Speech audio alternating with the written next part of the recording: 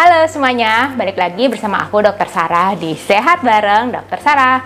Apa kabar kalian semua? Semoga dalam kondisi sehat ya. Kali ini aku mau membahas penyakit campak pada anak. Nah, sebelum lanjut ke videonya, boleh dong subscribe dulu YouTube channel Roy and Sarah dan jangan lupa tekan tombol notifikasinya supaya kalian gak ketinggalan video edukasi seperti ini. Tanpa lama-lama lagi, yuk langsung kita bahas. Halo, Dr. Sarah di sini. Dukung channel ini dengan cara klik subscribe dan tekan tombol notifikasinya ya. Terima kasih. Oke semuanya, jadi topik pembahasan kali ini adalah mengenai penyakit campak pada anak. Nah, kalian nih sudah dengar berita belum? Bahwa dari mulai Desember 2022 hingga sekarang, kasus penyakit campak itu mulai naik lagi loh. Nah, untuk lebih kalian tahu nih mengenai beritanya, nanti aku tampilkan ya. Ini ada beberapa artikel mengenai kasus campak di Indonesia. Jadi sudah ada 31 provinsi yang melaporkan penyakit campak ini mulai bermunculan kembali, dan ada sekitar 12 provinsi mulai sampai saat ini yang menetapkan daerahnya sebagai KLB campak. Nah, berarti sudah banyak sekali anak-anak yang terkena campak. Nah, tahukah kalian bahwa campak itu juga termasuk penyakit virus? Artinya penyakit ini self-limiting disease, bisa sembuh sendiri. Nah, bagaimana cara bisa mengobatinya? Nah, tunggu sampai akhir ya. Jadi penyakit campak itu disebabkan oleh infeksi virus dari famili Paramyxovirus gitu ya. Nah, gejalanya tuh apa sih dok yang membedakan dengan mungkin nih penyakit cacar yang sudah aku pernah bahas di video sebelumnya, tonton ya. Nah, jadi penyakit campak ini diawali dengan gejala demam gitu ya. Jadi si anak akan panas tinggi, kemudian sekitar 2-4 hari kemudian muncul rash atau bercak-bercak kemerahan yang ada dari wajah kemudian sampai ke badannya. Nah, biasanya kelihatan nih dari belakang telinga ada bercak merah-merah di wajah penuh, terus baru menyeluruh. Nah, kalau cacar gimana? Cacar kan dia merah-merah juga, tapi biasanya dari badan baru ke wajah. Nah, kalau cacar itu kan isinya air, sedangkan campak tidak ada isi airnya, jadi hanya bercak-bercak kemerahan. Dan ke seluruh tubuhnya itu ada bercak-bercak kemerahannya.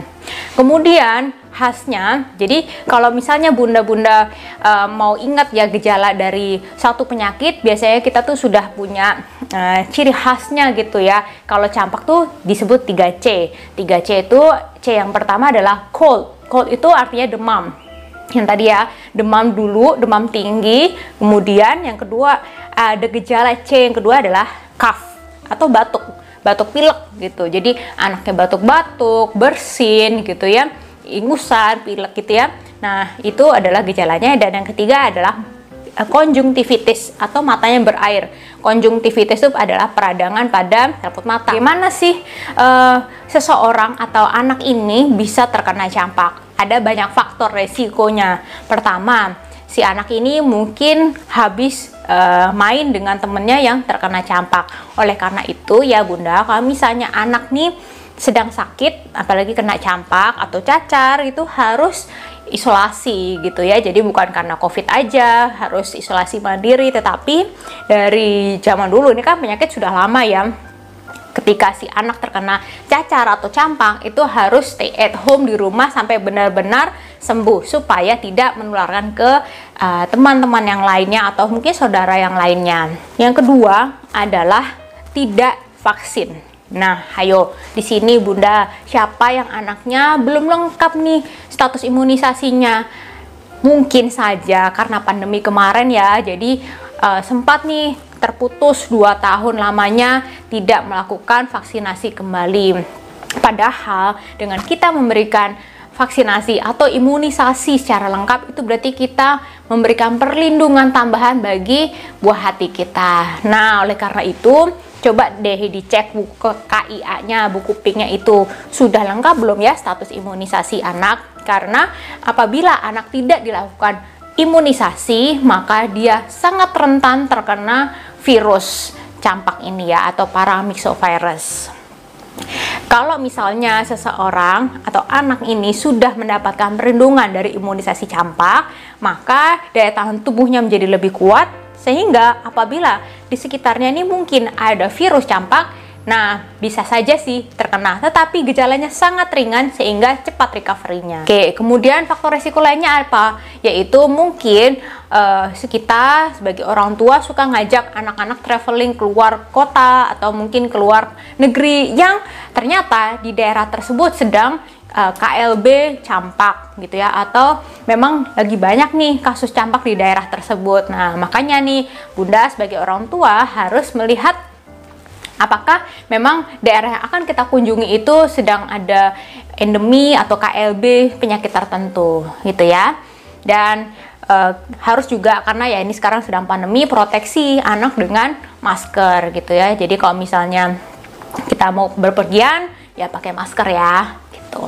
Oke, kemudian faktor resiko lainnya adalah juga karena kekurangan vitamin A gitu ya. Jadi sebagai orang tua kita harus memberikan makanan-makanan yang bergizi gitu ya, tidak hanya asal kenyang saja gitu ya, atau supaya anak anteng aja gitu. Karena sering kan kalian mendengar berita, artikel, atau mungkin baca di sosial media, anak-anak diberikan makanan atau minuman yang tidak sesuai dengan usianya. Ada yang diberikan kopi, ada yang diberikan makanan yang tinggi gula gitu ya, padahal di usia segitu sangat dilarang untuk pemberian makanan atau minuman tersebut gitu ya. Jadi lihat kecukupan gizinya, apakah sudah terpenuhi karbohidrat, protein, lemak, vitamin, mineralnya, supaya imun anak ini juga bagus. Oke, lanjut kita masuk ke dalam pengobatannya nih seperti apa dok. Bunda harus siapkan paracetamol untuk mengatasi demamnya. Jika anak sudah mulai demam, bisa berikan paracetamol atau obat penurun panas. Ya, kalau Bunda sudah melihat nih, wah udah muncul bercak-bercak kemerahannya.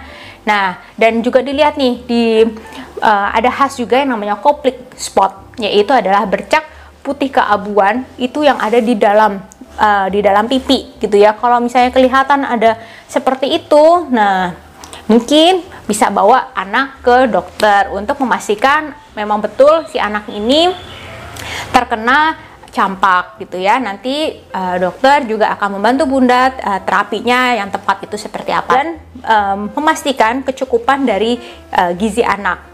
Dan ketiga, memastikan supaya anak itu tidak dehidrasi. Jangan berikan kopi atau minuman yang tinggi gula ya. Kalau bayi gitu ya, apalagi masih 6 bulan pertama, betul-betul tuh hanya ASI yang boleh. Air putih juga sebenarnya jangan, nggak boleh gitu ya, hanya ASI 6 bulan pertama. Setelah itu MPASI, nah bolehlah mulai diberikan. Kemudian pastikan anak istirahat yang cukup, stay at home ya, jangan keluar-keluar dulu, karena ini pasti masih menularkan ke orang lain gitu ya. Ketika anak istirahat, juga sesekali bisa ajak anak untuk berjemur. Sekarang kita akan membahas mengenai pencegahan dari penyakit campak. Nah, bagaimana cara mencegahnya? Ya, memberikan imunisasi campak. Nah, imunisasi campak ini namanya MMR ya, jadi bisa mencegah penyakit mumps, measles, and rubella. Nah, pemberian ini biasanya dimulai dari usia anak 9 bulan gitu. Jadi ketika anak kita umur 9 bulan berikan vaksin MR yang pertama, kemudian nanti dilanjutkan dengan pemberian MMR di usia 18 bulan, kemudian nanti ada boosternya lagi pada saat si anak masuk SD. Apabila anak ini sudah menunjukkan gejala-gejala yang mulai memberat gitu ya, misalnya batuk pileknya mulai memberat gitu, sesak nafasnya, untuk bernafas saja sulit gitu ya, takutnya sudah terjadi komplikasi. Nah, karena komplikasi untuk campak itu bisa sampai ke radang paru, pneumonia, radang saluran pernafasan, bronkitis, kemudian bisa radang pada mata tadi, konjungtivitis, kemudian radang pada telinga, otitis media, kemudian sampai ke radang otak, encephalitis, bisa sampai gejala itu kejang-kejang ya, karena dari penyakit campak yang mungkin tidak diketahui ya, atau mungkin tidak tertangani secara baik. Nah, kalau misalnya seperti itu harus segera bawa ke dokter supaya mendapatkan penanganan yang segera dan tepat gitu ya, karena si anak juga membutuhkan vitamin A gitu ya untuk mempercepat pemulihan dari penyakit campak ini. Oke, jadi Kalau misalnya nih status gizi anak itu baik gitu ya, kemudian status imunisasi juga anak itu lengkap, maka kemungkinan untuk terkena campak itu kecil. Namun bisa saja terkena, tapi tidak usah khawatir karena apabila gizi anak itu baik, status imunisasi lengkap, maka daya tahan tubuh atau imunitas tubuhnya si anak ini tuh kuat, sehingga mungkin gejalanya ringan dan recovery-nya pun bisa lebih cepat, sehingga tidak berlarut-larut. Karena kalau bisa berlarut-larut itu bisa sampai berminggu-minggu baru bisa sembuh gitu. Tetapi kalau status gizi dan imunisasi anak itu lengkap, maka bisa sampai cuma beberapa hari saja sudah sembuh gitu ya. Oke, jadi segitu dulu penjelasan aku mengenai penyakit campak. Semoga kalian boleh semakin tercerahkan mengenai penyakit campak ini dan bisa mencegah anak kita dari penyakit campak. Oke semuanya, segitu dulu penjelasan aku mengenai penyakit campak pada anak. Semoga bermanfaat buat kalian semua. Jangan lupa ya, subscribe, like, dan share video ini ke teman-teman kalian supaya mereka pun juga boleh teredukasi mengenai penyakit campak pada anak.